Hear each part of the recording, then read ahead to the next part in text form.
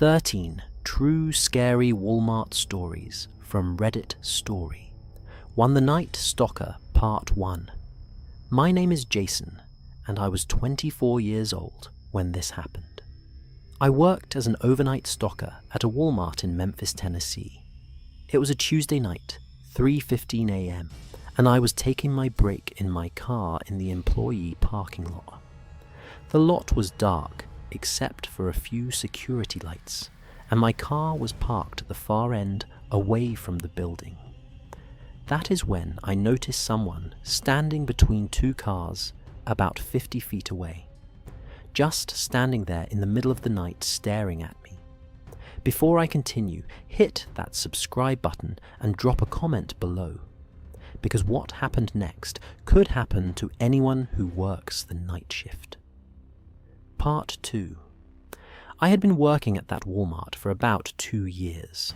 The overnight shift was brutal, 10 p.m. to 7 a.m., but the pay was decent, and I liked the quiet. During the day, Walmart was chaos. At night, it was almost peaceful. Just me and a handful of other stalkers filling shelves while the world slept. My routine was always the same. Work for 4 hours, take my 30-minute break in my car, then finish the shift. I liked sitting in my car because it was private. I could eat my lunch, scroll through my phone, and decompress without anyone bothering me. That Tuesday night, I walked out to my car around 3 a.m. The parking lot was empty, except for employee vehicles, maybe 15 cars scattered across the massive lot. My car was a blue Honda Civic, parked under a broken light that had not been fixed in months. I got in, started the engine for heat, and pulled out my sandwich. That is when I saw him. A figure standing between two cars, about 50 feet away. A man, from what I could tell. He was not moving, not walking toward the store, not walking away, just standing there facing my direction. I told myself he was probably another employee on break. Maybe he was on the phone. Maybe he was just getting some air. But he did not move. For 5 minutes he stood in that exact spot, and even though I could not see his face clearly in the darkness, I could feel his eyes on me. Part 3. I finished my sandwich and checked my phone. When I looked up again, he was closer. Maybe 30 feet now. Still standing. Still staring.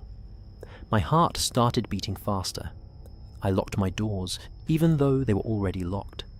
I told myself I was being paranoid. There was a logical explanation. I rolled down my window just a crack. "Hey, you need something." No response. He did not move, did not speak, did not acknowledge me at all. I rolled the window back up. Something was very wrong. I grabbed my phone and texted my co-worker Dante. "Hey man, there is some guy in the parking lot staring at me. Can you come out here?" 3 dots appeared. Then his reply, "On my way, 2 minutes." I watched the figure. He was still there, motionless. Then Dante's message came through. "I am at the back door. Where are you?" I looked toward the building. I could see Dante stepping outside, looking around. When I looked back at the spot where the man had been standing, he was gone. Part 4. I got out of my car and jogged over to Dante. I told him what happened, pointing to where the figure had been standing. We walked over together. There was nothing there. No one hiding between the cars. No footprints. Nothing. "Maybe it was a shadow," Dante said. "Or your eyes playing tricks." But I knew what I saw. That was not a shadow. That was a person. We went back inside to finish our shift. I couldn't shake the feeling that I was being watched. At 6:45, as the sun was starting to come up, I walked back out to my car. The parking lot was brighter now, early morning shoppers starting to arrive. My car was exactly where I left it. But something was different. On my windshield, tucked under the wiper blade, was a folded piece of paper. I pulled it out and opened it. Written in black marker were 3 words: "Nice car, Jason." My name tag. He had read my name tag through the window. Part 5. I showed the note to my manager, but there was not much she could do. The security cameras in the employee lot were old, and most of them did not work. She said she would file a report, but I could tell she did not take it seriously. For the next few weeks, I started parking closer to the building under the lights that actually worked. I varied my brake times. I never sat in my car alone anymore, but I never saw the man again. I do not know who he was or what he wanted. What I do know is that he was watching me. He knew my name.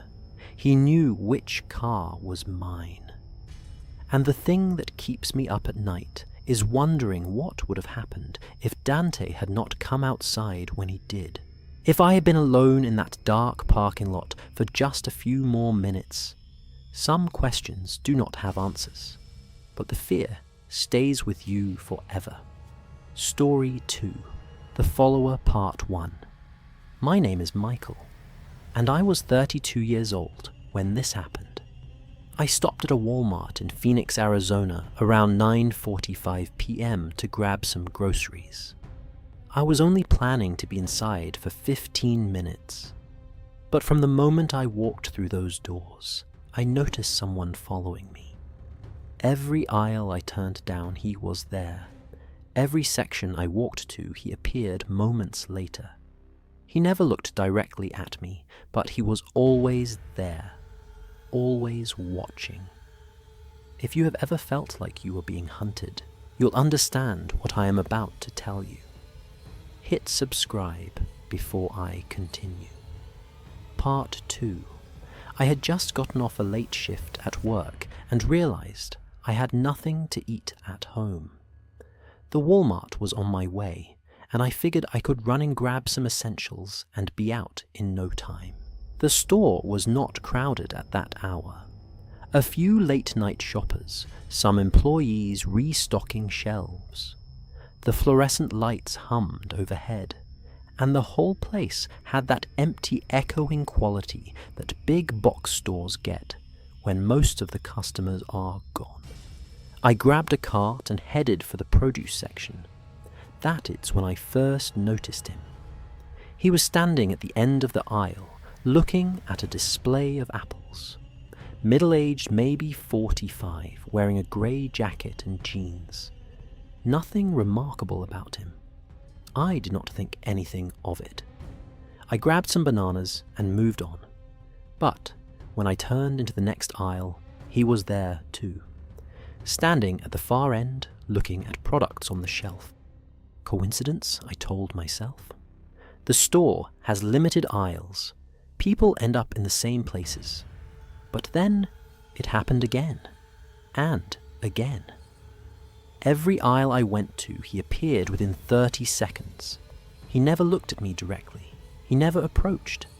But he was always there. Part 3. By the time I reached the frozen food section, my heart was pounding. I had been in the store for maybe 10 minutes, and this guy had followed me through at least 8 different aisles. I decided to test it. I walked to the electronics section all the way on the other side of the store. There was no reason for him to go there if he was just shopping. I stood in front of the video game displays pretending to browse. Within a minute, he appeared at the end of the aisle. That was when I knew for certain he was following me. I pulled out my phone and pretended to take a call. I turned slightly so I could see him in my peripheral vision. He was standing about 40 feet away, looking at a display of phone cases. But his eyes kept flicking toward me. I walked toward the front of the store, toward the checkout lanes. There were people there, employees, safety in numbers. He followed, maintaining that same distance. Never too close, never too far. Part 4. I approached a Walmart employee, a woman stocking shelves near the registers. "Excuse me," I said quietly. "There is a man following me through the store. Grey jacket, jeans. He's been behind me for the last 15 minutes. Her face went serious. She looked past me, scanning the area. "I do not see anyone matching that description," she said. I turned around. The aisle behind me was empty. He was gone. "He was right there," I said. "I swear he was following me." She called for a manager on her radio. They reviewed the security footage while I waited near the customer service desk. The manager came back with a grim expression. "We found him on camera. You are right, he was following you through the store. Stayed about 30 to 40 feet behind you the entire time." "Where is he now?" "He left through the garden center exit about 3 minutes ago, right after you talked to our associate." He had seen me report him, and he had slipped away before anyone could confront him. Part 5. The manager offered to have security walk me to my car, and I accepted. I was not taking any chances. When we got to my car, I did a full walk around, checking the back seat, looking under the vehicle. Everything seemed normal.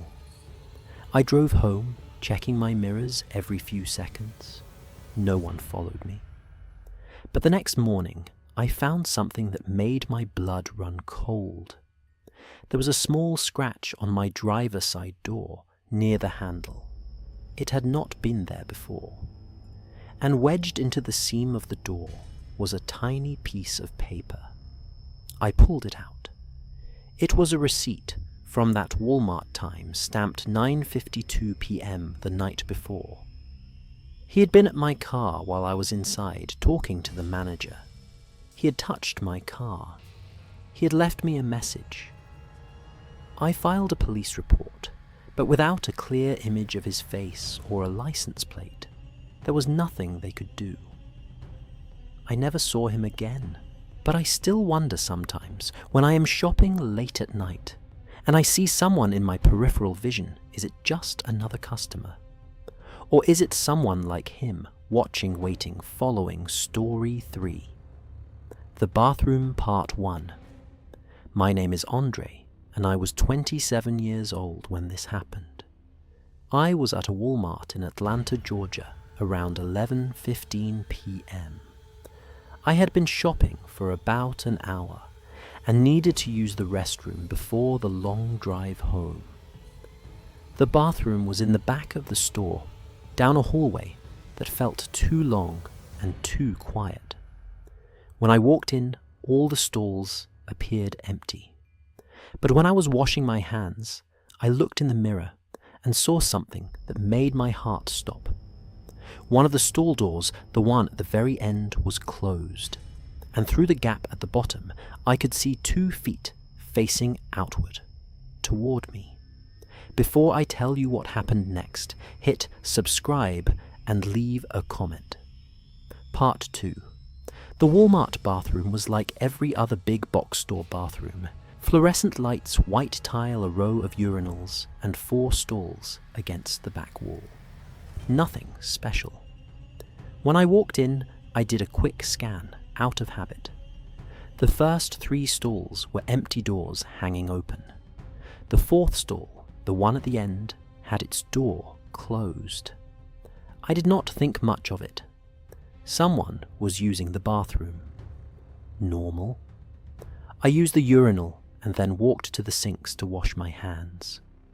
The bathroom was silent except for the hum of the lights and the drip of a leaky faucet. I was rinsing my hands when I happened to glance in the mirror. The reflection showed the row of stalls behind me, and that is when I noticed something wrong. The feet in the end stall were facing the wrong direction.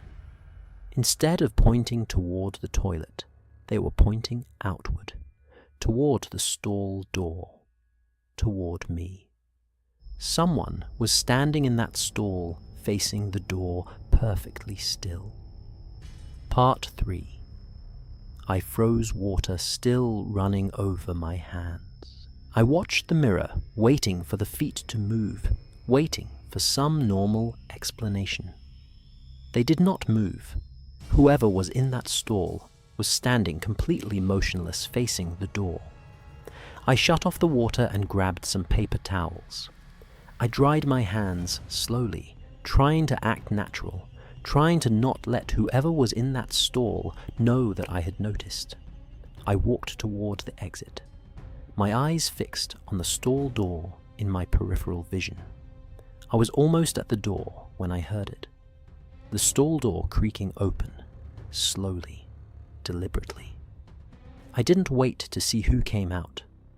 I pushed through the bathroom door and walked quickly toward the main store, my heart pounding in my chest.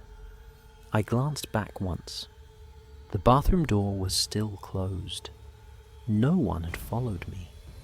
But I couldn't shake the feeling that I had just escaped something terrible. Part 4. I found a Walmart employee and reported what I had seen. He looked skeptical, but agreed to check it out. I watched from a distance as he walked down the hallway and pushed open the bathroom door. He was inside for about 30 seconds. When he came out, his face was pale. He walked quickly toward me. "The bathroom is empty," he said. "But you should see this." I followed him back to the bathroom. He pushed open the end stall door. The walls of the stall were covered in writing. Black marker, red marker scratched into the paint. Names. Dozens of names with dates next to them. "What is this?" I asked. The employee shook his head. "I have no idea. This was not here when I cleaned the bathrooms 2 hours ago." I looked at the names. Some of them had dates from years ago, some from months ago. And at the bottom, fresh and dark, was a new entry. A description: black jacket, jeans, beard, my description. And next to it, today's date. Part 5. The police came and documented everything.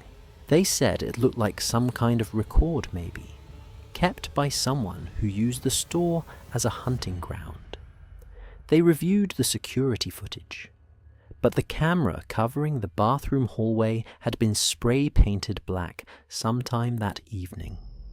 Whoever was in that stall had planned ahead. I gave my statement and went home. I did not sleep that night.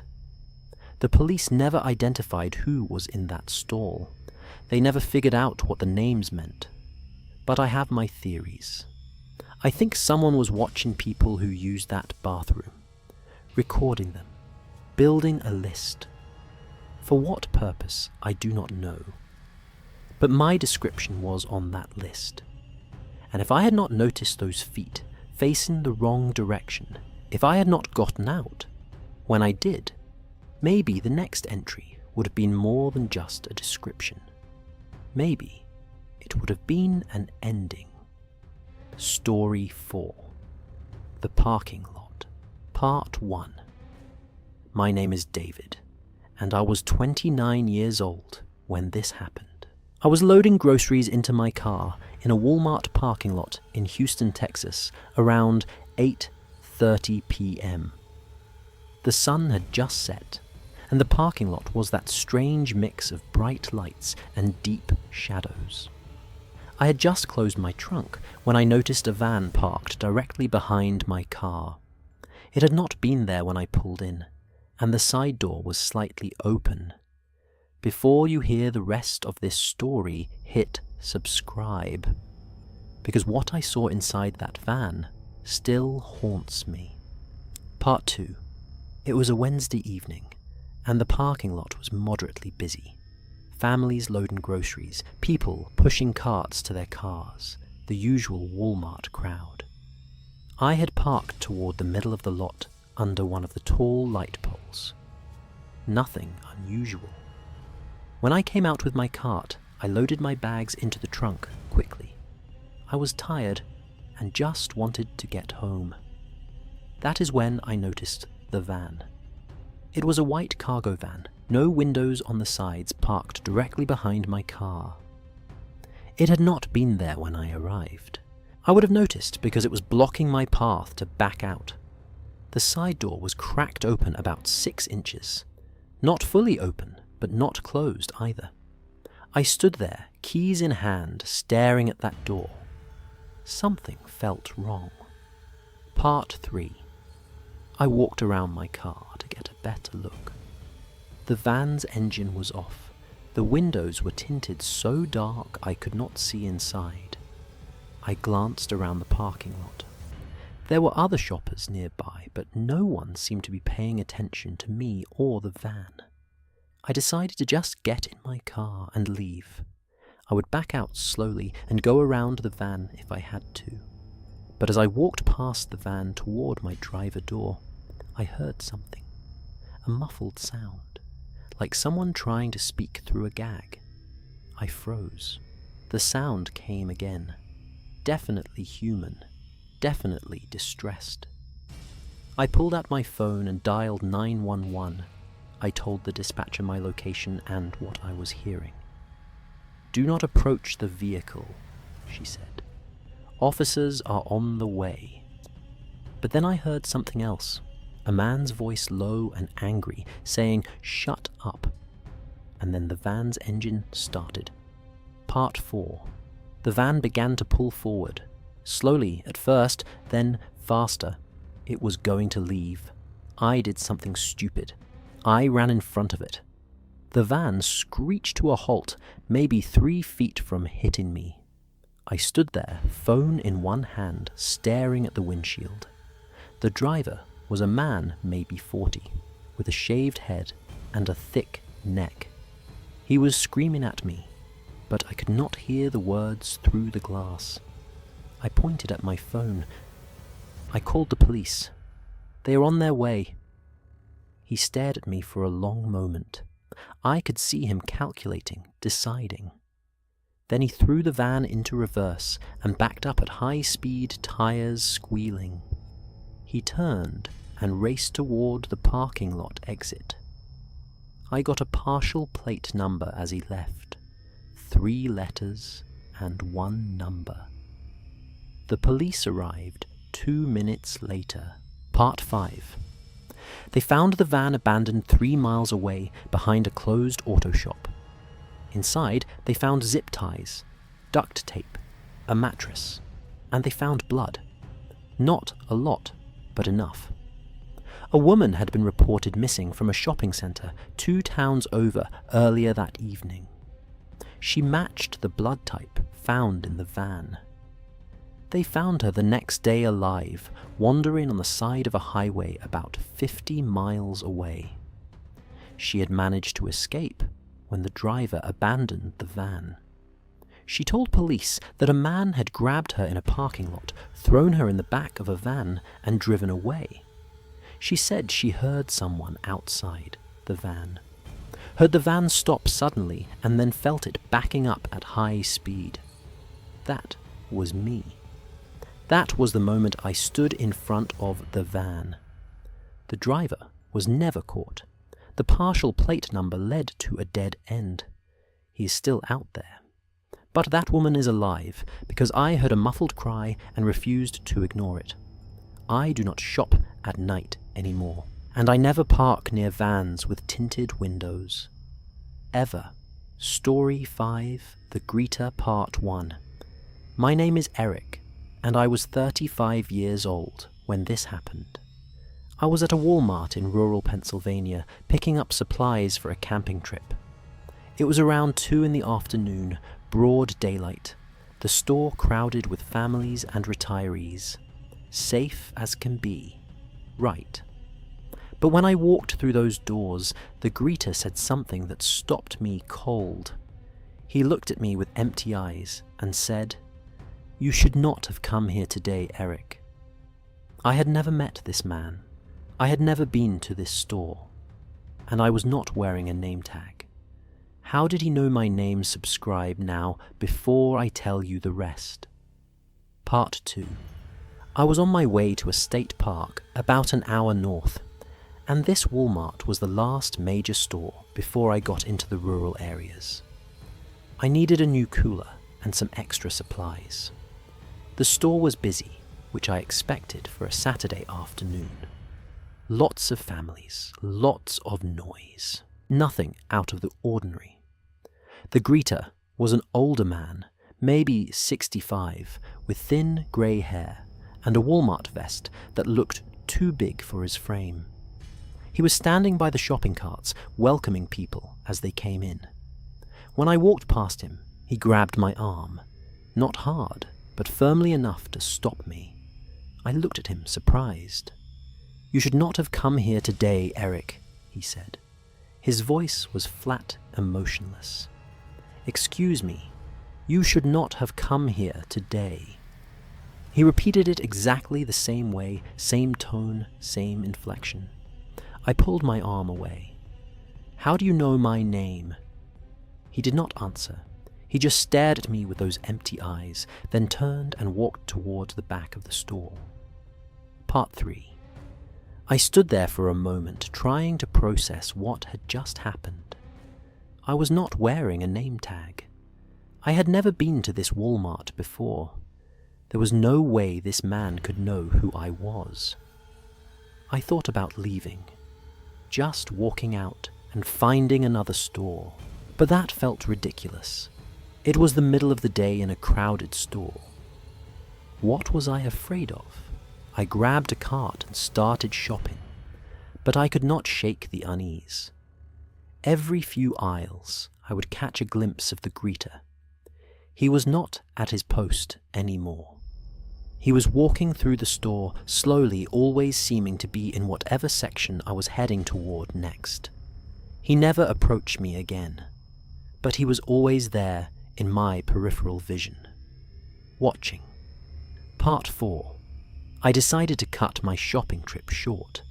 I grabbed the essentials and headed for the checkout. As I was waiting in line, I felt a tap on my shoulder. It was a Walmart employee, a young woman with a concerned expression. "Sir, I need to ask you something. Did an older man approach you when you came in grey-hair Walmart vest?" "Yes," I said. He grabbed my arm and said some weird things. How did he know my name? Her face went pale. "Sir, we do not have any greeters working today, and we do not have any employees matching that description." "That is impossible. He was wearing a vest. He was standing right by the carts." She shook her head slowly. "We have been getting reports all day. Multiple customers saying the same thing. An old man greeting them, saying strange things, then disappearing into the store." Part 5. The police were called. They reviewed the security footage. The footage showed me walking into the store. It showed me stopping near the carts, standing still for about 15 seconds, then pulling my arm away from nothing and looking around. There was no old man on the footage, no greeter, nothing. But multiple customers that day reported the same experience. An old man who knew their names, who told them they should not have come. The police had no explanation. The store manager had no explanation. I did some research later, found out that a Walmart greeter had died in that store 3 years earlier.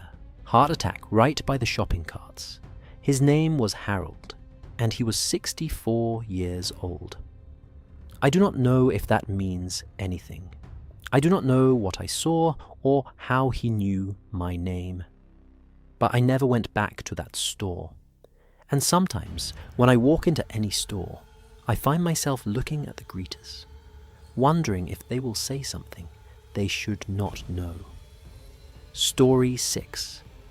The Dressing Room Part 1. My name is Tyler, and I was 23 years old when this happened. My girlfriend asked me to wait outside the dressing room at a Walmart in Orlando, Florida, while she tried on some clothes. It was around 7 p.m., and the store was busy with evening shoppers. I was scrolling through my phone when I noticed something strange. The dressing room had 6 stalls. My girlfriend was in stall 3, but I could see feet under stall 5, feet that were facing the wrong direction, facing the wall that separated stall 5 from stall 3. Someone was watching my girlfriend through a gap in the wall. Hit subscribe before I tell you what I did next. Part 2. We had been shopping for about an hour. My girlfriend Sarah needed some new work clothes, and Walmart was cheap and convenient. The dressing room area was in the back corner of the clothing section. There was a small waiting area with 2 chairs, and then a row of 6 stalls with swinging doors. Sarah took 3 outfits into stall 3 and told me to wait. I sat down, pulled out my phone, and started scrolling. About 5 minutes in, I glanced up out of habit. That is when I noticed the feet. Stall 5 was 2 doors down from Sarah. I could see the bottom of the stall door and the feet of whoever was inside. The feet were facing the wrong way. Instead of pointing toward the door or the mirror, they were pointing toward the side wall. The wall that separated stall 5 from stall 4, which was empty, and stall 3, where Sarah was changing. Someone was standing in the stall 5, facing the wall, looking at something. Part 3. I stood up slowly, trying to get a better angle. The feet did not move. I walked toward the stalls, pretending to look at some shirts on a nearby rack. That is when I saw it. A small hole in the wall between stalls 5 and 3. Someone had drilled through the partition, a peeping hole, and whoever was in stall 5 was using it to watch my girlfriend undress. I felt a rush of anger and adrenaline. I walked straight to stall 5 and banged on the door. "Open up! I know what you are doing!" The feet shuffled. I heard a muttered curse. I banged harder. "Come out right now, or I am calling the police." The door opened slowly. A man stepped out. 30s average build, looking at me with a mix of fear and defiance. "I was not doing anything," he said. "There is a hole in that wall. You are watching my girlfriend." His face changed. The fear disappeared, replaced by something cold. "You cannot prove that," he said. And then he pushed past me and walked quickly toward the exit. Part 4. I chased after him, but he was faster than he looked. By the time I got to the front of the store, he had disappeared into the parking lot. I went back to the dressing room. Sarah had come out confused and scared. I told her what happened. Her face went white. We found a manager and showed her the hole in the wall. She was horrified. She said she had no idea how long it had been there or how many people had been victimized. The police came and took our statements. They reviewed the security footage and got a clear image of the man's face. He was arrested 2 weeks later. His name was Gregory Simmons, and he had a prior conviction for voyeurism. When police searched his home, they found hundreds of videos and photos taken through peeping holes in dressing rooms and bathrooms across multiple states. Sarah was on at least 3 of those videos. Part 5. The trial took 8 months. Gregory Simmons was convicted on multiple counts of voyeurism and invasion of privacy. He got 12 years.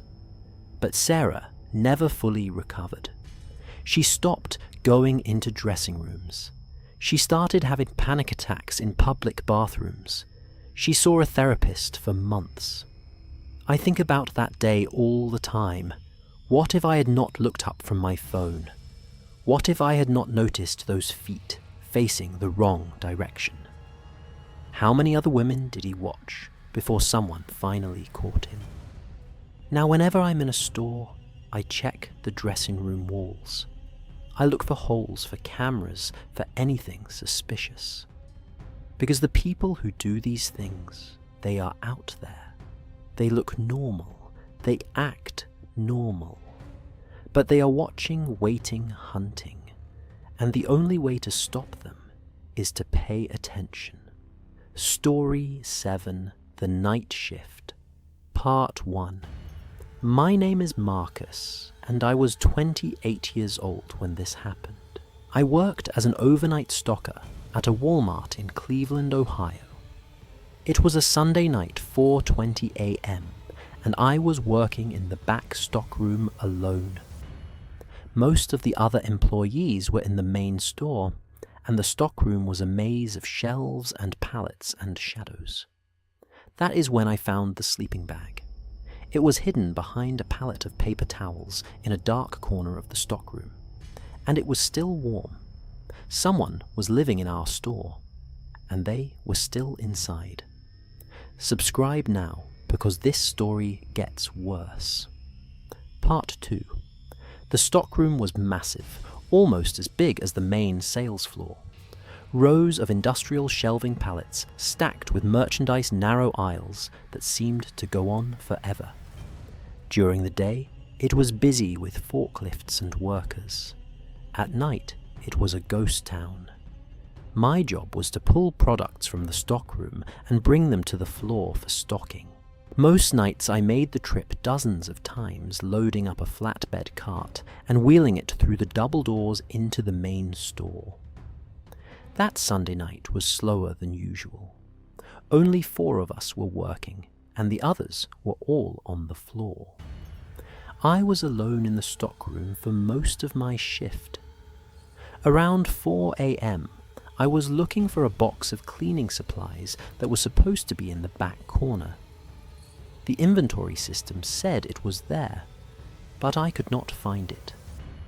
I moved a pallet of paper towels to get a better look at the shelf behind it. That is, when I saw the sleeping bag. Part 3.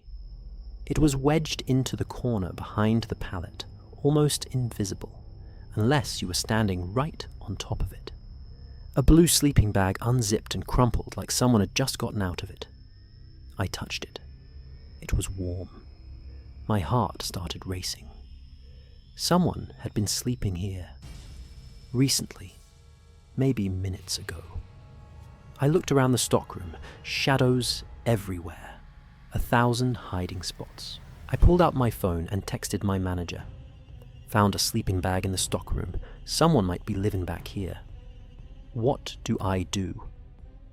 His reply came quickly. Get out of there. Now. I am calling security. I started walking toward the double doors, trying to stay calm. That is when I heard it. Footsteps. Behind me. Moving through the aisles. Part 4. I did not run. I wanted to, but I forced myself to walk steadily, not looking back. The footsteps kept pace with me, not getting closer, not falling behind, just following. I reached the double doors and pushed through into the main store. The bright lights hit me like a wave. I turned around, looking back through the small windows in the doors. I saw a shape. A person standing in the aisle I had just walked down, just standing there watching me through the windows. Then they turned and disappeared into the shadows. Security arrived 5 minutes later. 4 guards plus my manager and 2 police officers. They searched the entire stockroom, every aisle, every corner, every hiding spot. They found more than just a sleeping bag. Part 5. Behind another pallet, they found a small camp, canned food bottles of water, a portable phone charger, and a journal. The journal was filled with notes, times when the stockroom was empty, which employees worked which shifts, which areas of the store had the fewest cameras. There were pages about me, my name, my schedule, my physical description, notes about my routine, which aisles I worked when I was alone. He had been watching me for weeks. The police matched fingerprints from the camp to a man named Warren Hughes. He had a warrant for assault in Pennsylvania. He had been living in the stockroom for almost a month. They found him 3 days later, sleeping in an abandoned warehouse across town. I quit my job at Walmart the next week. I could not go back into that stockroom. I could not stop thinking about all those nights I had walked through those aisles alone, thinking I was safe. He had been there the whole time, watching, waiting, and I never knew. Story 8. The Cart Pusher Part 1. My name is Jerome, and I was 18 years old when this happened. I worked as a cart pusher at a Walmart in Dallas, Texas. My job was simple.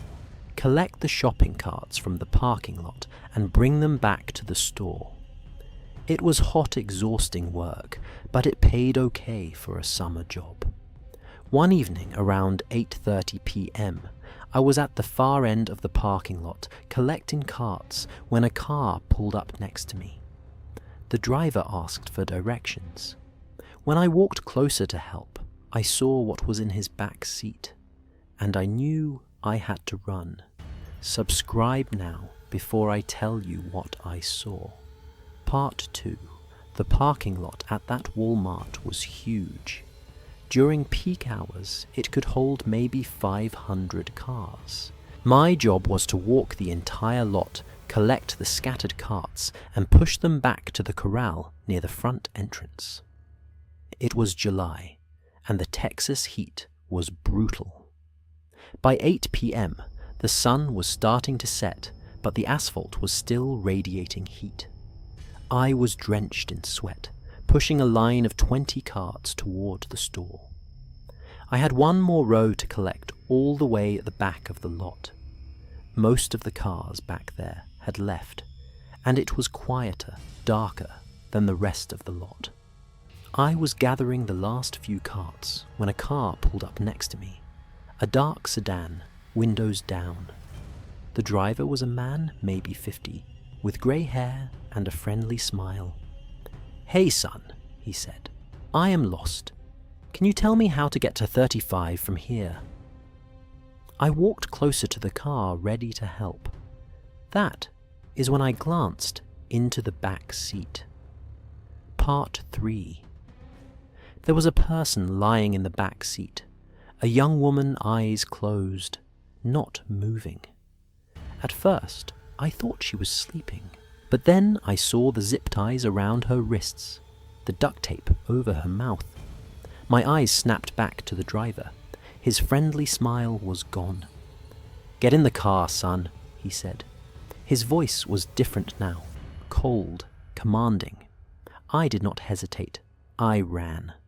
I heard the car door open behind me, heard his footsteps on the asphalt. But I was young and fast, and I had a head start. I sprinted toward the store, screaming for help. Other customers turned to look. Employees came running out. By the time I reached the entrance, the sedan was speeding out of the parking lot. Part 4. I collapsed inside the store, gasping for air, trying to explain what I had seen. The police were called. I gave them a description of the car, the driver, the woman in the back seat. 2 hours later, they found the car abandoned near the highway. The woman was still inside. She was alive. Barely. She had been drugged and was severely dehydrated. She told police she had been grabbed outside a gas station 3 days earlier. The driver was caught at a truck stop about 50 miles away. His name was Harold Jennings. He had a history of violent crimes across 4 states. When they searched his car and his home, they found evidence of at least 2 other victims, women who had never been found. Part 5. I was called a hero. The local news did a story on me. The woman I saved sent me a letter thanking me for my quick thinking. But I did not feel like a hero. I felt sick. I could not stop thinking about what would have happened if I had gotten into that car, if I had not seen the woman in the back seat. I quit my job at Walmart the next day. I could not go back to that parking lot. For months afterward, I had nightmares. I would dream about that sedan pulling up next to me, the driver's cold smile, the woman with the tape over her mouth. I am 23 now. I work in an office safe behind a desk surrounded by people. But I never forget that night, and I never stop paying attention, because evil does not announce itself. It pulls up in a dark sedan, asks for directions, and waits for you to get close. And if you're not paying attention, you might not get a second chance. Story 9. The Electronics Section. Part 1. My name is Brian, and I was 31 years old when this happened.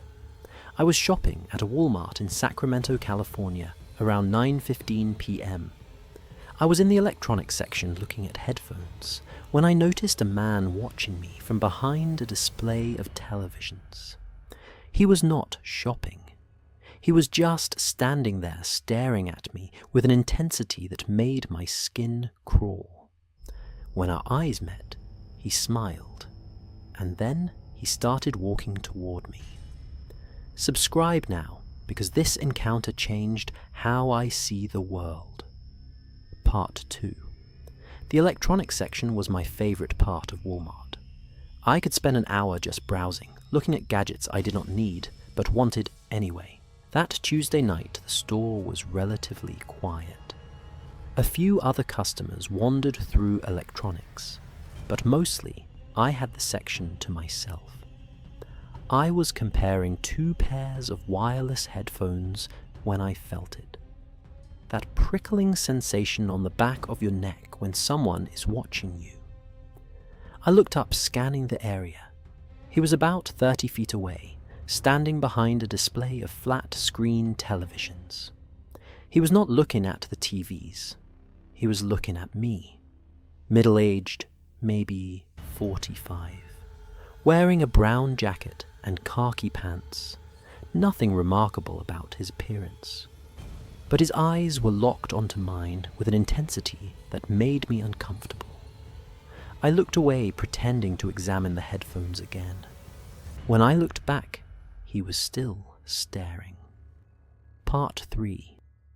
I decided to move. Maybe he was just zoning out, and I happened to be in his line of sight. I walked to the video game aisle a few rows over. I started browsing the new releases, trying to shake off the creepy feeling. 2 minutes later, he appeared at the end of the aisle, still staring, still that intense, unblinking gaze. "Can I help you with something?" I asked, trying to sound confident. He smiled. It wasn't a friendly smile. It was the kind of smile that made you want to run. "I have been watching you," he said. His voice was calm, conversational. "You remind me of someone I used to know." "Okay, well, I am just shopping. Have a good night." I turned and walked toward the front of the store. I did not run, but I walked fast. I heard footsteps behind me. He was following. Part 4. I found an employee near the checkout lanes and told her what was happening. She called for security. The man had stopped following me when I approached the employee. He was standing about 50 feet away near the clothing section watching. Security arrived and approached him. I watched from a distance. They talked for a few minutes. I could not hear what was said. Then The man walked calmly toward the exit and left the store. Security came back to me. He said he did not mean to bother you. He said you reminded him of his brother who passed away. That is creepy. Yeah, we asked him to leave. He went peacefully. But we will keep an eye out in case he comes back. I finished my shopping quickly and left. I checked my rearview mirror the whole way home. Part 5. 2 weeks later, I saw a news story that made my blood run cold. A man matching that exact description had been arrested for stalking 3 people in the Sacramento area. He would follow them in stores, approach them, tell them they reminded him of someone. He had been doing it for months. The police said he had a history of mental illness and violent behavior. One of his targets had been attacked in a parking lot. She survived, but she was hospitalized for weeks. I do not know if I was on his list.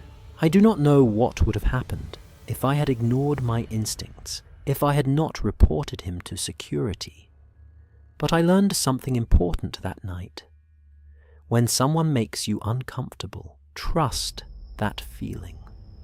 Do not rationalize it away. Do not worry about being rude. Get away. Get help. Trust your gut. Because sometimes the person watching you is not just awkward or lonely. Sometimes they are dangerous. Story 10, The Garden Center, Part 1. My name is Daniel, and I was 26 years old when this happened. I was at a Walmart in Phoenix, Arizona, shopping in the garden center around 6:45 p.m. The outdoor section was quiet, most customers inside the main store avoiding the evening heat. I was looking at potted plants when I heard a child crying. The sound was coming from behind the tall stacks of mulch bags at the back of the garden center. I walked towards the sound expecting to find a lost kid looking for their parent. What I found was something much worse. Hit subscribe before I tell you what I discovered. Part 2. The garden center at that Walmart was a large outdoor area attached to the side of the main building. Rows of plants, bags of soil, and mulch outdoor furniture grills. It had its own checkout register, but most of the employees stayed inside where the air conditioning was. I was shopping for some succulents for my apartment. The garden center was nearly empty, just me and one other customer I could see. The crying started suddenly, a child sobbing somewhere behind the stacks of mulch and soil at the very back of the center. My first thought was that a kid had gotten separated from their parents. It happened all the time at stores like this. Kids wander off, get lost, start crying. I walked toward the sound, ready to help the kid find their way back to the front. As I got closer, the crying got louder. It sounded like a young child, maybe 4 or 5 years old. I rounded the corner of a tall stack of mulch bags. Part 3. There was a man crouched on the ground, holding a phone toward a little girl who was crying hysterically. The man looked up at me. His face went pale.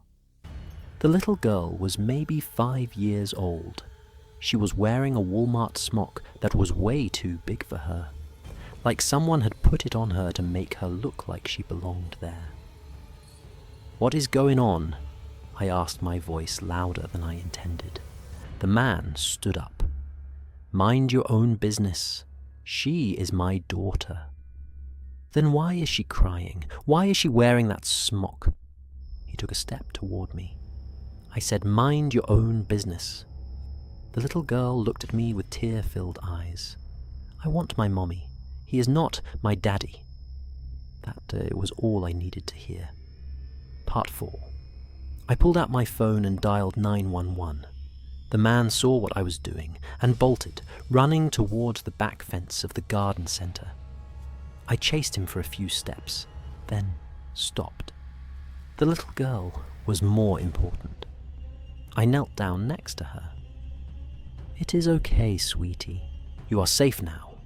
I am going to help you find your mommy."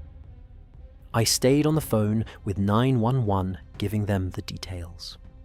Within minutes, police and store security flooded the garden center. The man had scaled the back fence and disappeared into the neighborhood behind the store. But they had a description, and they had the little girl. Her name was Emily. She was 4 years old.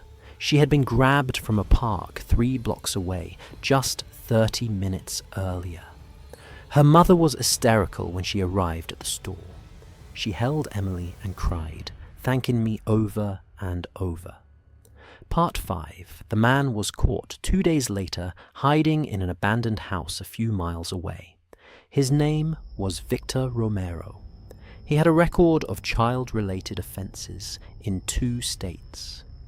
The police told me that if I had not intervened when I did, he probably would have gotten Emily out of the store and into his vehicle. The back fence led to a parking area where he had a car waiting. I do not like to think about what would have happened after that. I was on the news for a few days. People called me a hero, but I did not feel like one. I just felt lucky that I had been in the right place at the right time, that I had heard the crying, that I had trusted my instincts. Now I pay attention to everything when I am in public places. Every child who seems uncomfortable, every adult who seems out of place. Because you never know when a moment of awareness could save a life. Story 11. The Return Counter Part 1. My name is Kevin, and I was 33 years old when this happened. I was working the returns counter at a Walmart in Chicago, Illinois. It was around 3 in the afternoon, a normal busy day, when a man approached my counter with a large box. He wanted to return a television, he said. But when I started processing the return, something about his story did not add up. The receipt was old. The TV model did not match. And when I looked into his eyes, I saw something that made my blood run cold. There was nothing there. No emotion, no humanity, just emptiness. Subscribe now, because this encounter taught me to always trust my instincts. Part 2. I had been working at Walmart for about 5 years, 3 of them at the returns counter. I had seen every scam, every angry customer, every bizarre return request you could imagine. But I had never seen anything like this man. He was probably in his 50s, with greying hair and a weathered face. He was dressed normally jeans and a flannel shirt. Nothing unusual about his appearance. But his eyes. There was something wrong with his eyes. When most people look at you, there is life behind their gaze. Emotion, thought, personality. When this man looked at me, it was like looking into a void. "I would like to return this television," he said. His voice was flat, monotone. "Sure. Do you have a receipt?" He handed me a crumpled piece of paper. I smoothed it out and looked at it. The receipt was from 8 months ago, way outside our return window. "Sir, this receipt is from February. We can only accept returns within 90 days. He stared at me. "I want to return it." "I understand, but company policy does not allow returns after 90 days. I am sorry." He did not react. No frustration, no argument. He just kept staring. Part 3. I started to feel uncomfortable. I glanced at my co-worker Lisa, who was at the next register. She was watching the interaction with a concerned expression. "Sir, is there anything else I can help you with?" "Open the box," he said. "Excuse me, open the box. Look inside." Something in his tone made my skin crawl. This was not a normal customer request. "Sir, I cannot open the box unless you are making a legitimate return, and this receipt is too old. You will need to speak with a manager if you want to dispute that." He leaned forward, his empty eyes boring into mine. I said, "Open the box. You need to see what is inside." Lisa had already picked up the phone to call security. I took a step back from the counter. "Sir, I am going to have to ask you to leave." He smiled. That same flat, emotionless expression, but now with a smile that did not reach his eyes. "You should have opened the box," he said. Then he turned and walked toward the exit, leaving the box on my counter. Part 4. Security stopped him at the door, but he went peacefully. They escorted him out of the store and told him not to come back. Meanwhile, I stood there staring at the box. "Shall we open it?" Lisa asked. I did not want to. Every instinct in my body was screaming that something was wrong, but curiosity won. I grabbed a box cutter and carefully sliced through the tape. Inside the box was not a television. It was filled with photographs, hundreds of them, all of the same thing. Pictures of the Walmart parking lot. Pictures of customers walking to their cars. Pictures of employees on their breaks. And at the very bottom, pictures of me. Taken from a distance over what looked like several weeks. Me walking to my car. Me getting coffee at the Starbucks next door. Me standing at the returns counter. There was a note underneath the photos. Just 3 words. "You are next." Part 5. The police were called. They took the box, the photos, and the note as evidence. The man's name was Gerald Patrick. He had a history of stalking and harassment charges across 3 states. He had been watching employees at that Walmart for months. They arrested him a week later after he was spotted in the parking lot again. When they searched his home, they found more photos, more targets, detailed plans for what he intended to do. I do not know why he chose me. I do not know what I did to attract his attention. But I know that if he had not been caught, something terrible would have happened. I quit my job at Walmart a month later. I could not stand behind that counter anymore, wondering who was watching me, what they were planning. I work from home now, safe behind locked doors, away from strangers and their empty eyes. But I still have nightmares about that box, about the photographs, about those 3 words. You are next. Story 12 of the Tire Center, Part 1. My name is Robert, and I was 42 years old when this happened. I brought my car to the tire center at a Walmart in Denver, Colorado for a routine oil change. It was around 5:30 p.m. on a Thursday, and I was told the wait would be about an hour. So I wandered the store, killing time. When I came back to check on my car, one of the mechanics pulled me aside. He said there was something I needed to see, something that someone had attached to the underside of my vehicle. His face was pale as he showed me what he had found. Subscribe now, before I tell you what was hiding under my car. Part 2. I had been bringing my car to that Walmart tire center for years. It was convenient cheap, and the mechanics always did a decent job. I never thought twice about it. That Thursday I dropped my car off around 5:30 and went to browse the store while I waited. I checked out the electronics section, grabbed a coffee from the in-store McDonald's, and wandered through the home improvement aisles. About 45 minutes later, I headed back to the tire center to check on the status. One of the mechanics, a young guy named Diego, intercepted me before I could get to the waiting area. "Sir, can I talk to you for a second? Privately?" His face was serious, concerned. "Sure. Is something wrong with my car? You could say that. Follow me." He led me through the garage to where my car was up on the lift. Another mechanic was standing nearby, looking uncomfortable. Diego pointed underneath my car. "We found this attached to your frame, near the rear axle. It was hidden, but we spotted it when we were draining the oil." I bent down to look. There was a small black box about the size of a smartphone attached to the underside of my car with a powerful magnet. Part 3. "What is that?" I asked, even though I already had a terrible suspicion. "GPS tracker," Diego said. "Someone has been tracking your location."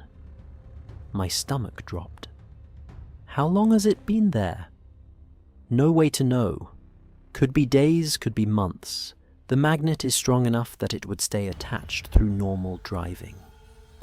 I reached for it, but Diego stopped me. "Do not touch it. You should call the police. Let them handle it." I nodded, my mind racing. Who would put a tracker on my car? Why I called 911 and explained the situation. An officer arrived about 20 minutes later. He examined the device carefully, then asked me a series of questions. Did I have any enemies? Was I going through a divorce? Had I noticed anyone following me recently? I answered no to everything. My life was boring. I worked an office job, lived alone, kept to myself. There was no reason for anyone to track me, but someone had. Part 4. The officer took the device's evidence and said they would try to trace it. A week later, I got a call from a detective. "We traced the GPS unit," she said. "It was purchased online with a prepaid card, so we could not identify the buyer.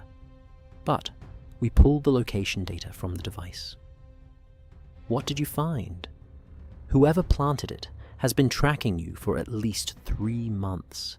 They know everywhere you have been. Your home, your work, your gym, your parents' house, everything." My hands started shaking. 3 months. Someone had been watching my movements for 3 months. "There is more," the detective said. "We found similar devices on 2 other cars in the Denver area. Same make and model as yours. Same type of tracker." "What does that mean?" "We think someone is targeting specific people, building profiles of their routines. We do not know why yet, but we are investigating." Part 5. They never caught whoever planted the trackers. The investigation went cold after a few weeks. But I could not stop thinking about it. 3 months of my life mapped out by a stranger. Every place I went, every routine I followed, documented and stored. I started varying my routes. I moved to a new apartment. I checked my car every morning for new devices. The paranoia never fully went away. About 6 months later, I saw a news story that made my blood freeze. A man in Denver had been arrested for a series of home invasions. He had been targeting people who lived alone, learning their schedules, waiting until they left for work before breaking in.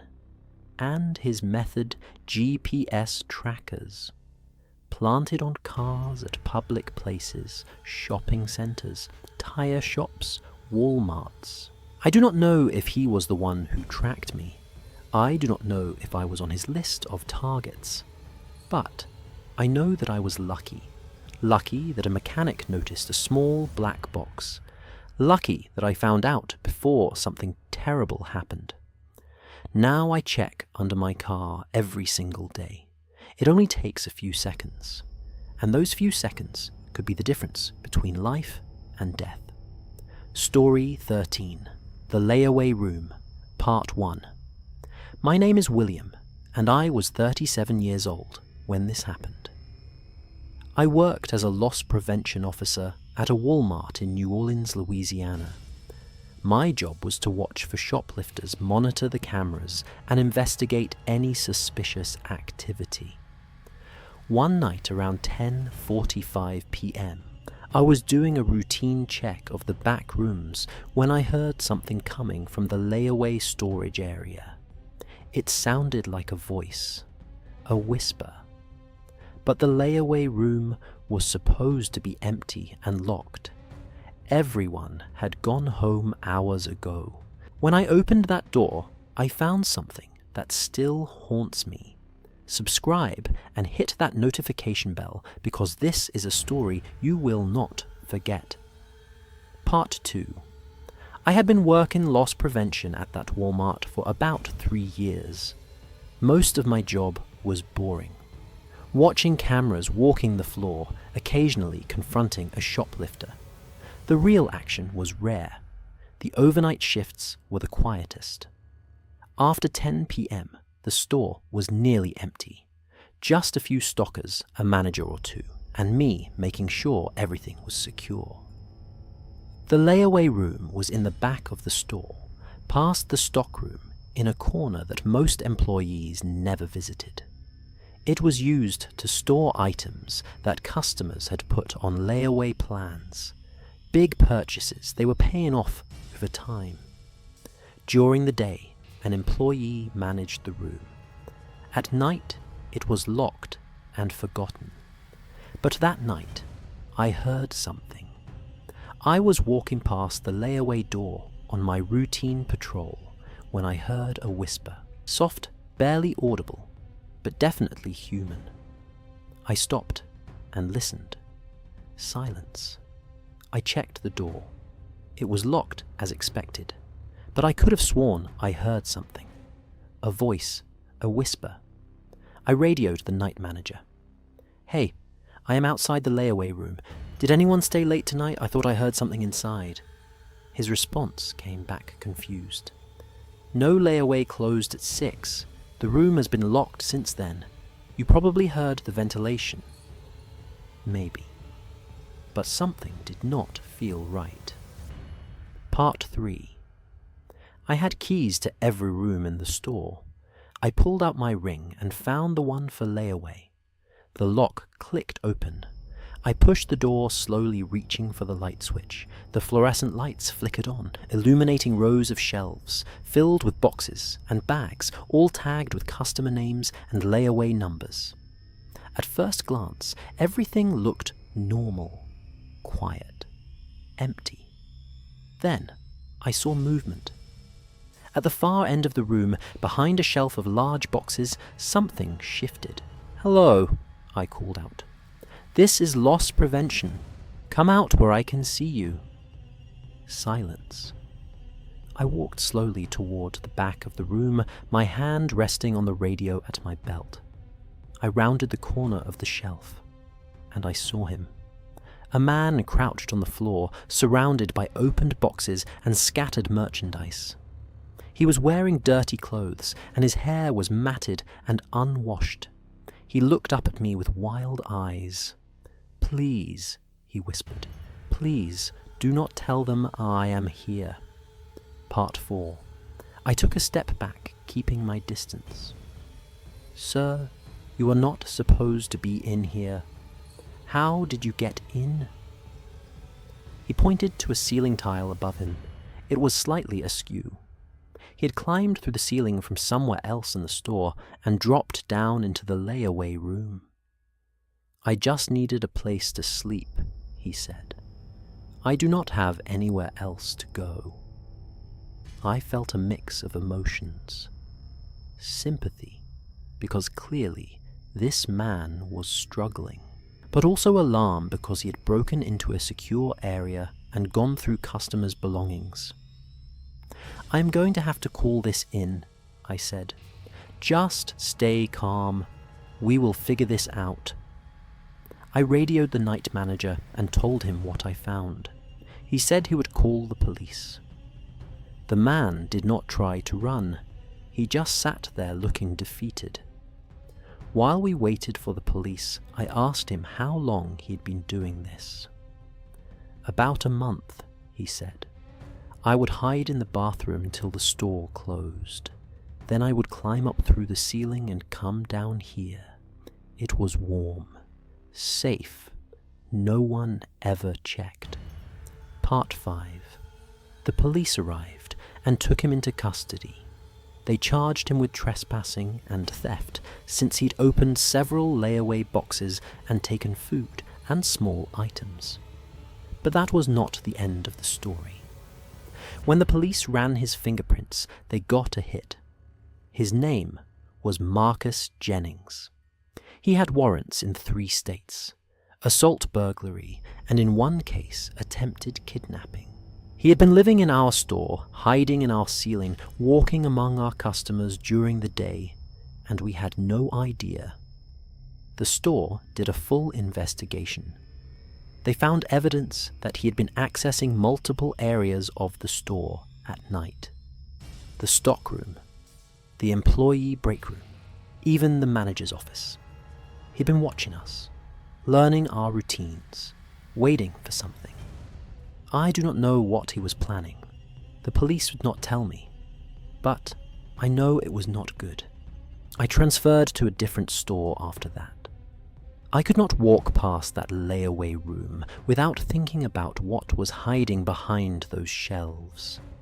And every time I hear a sound in the ceiling, I look up, because you never know who might be watching from above.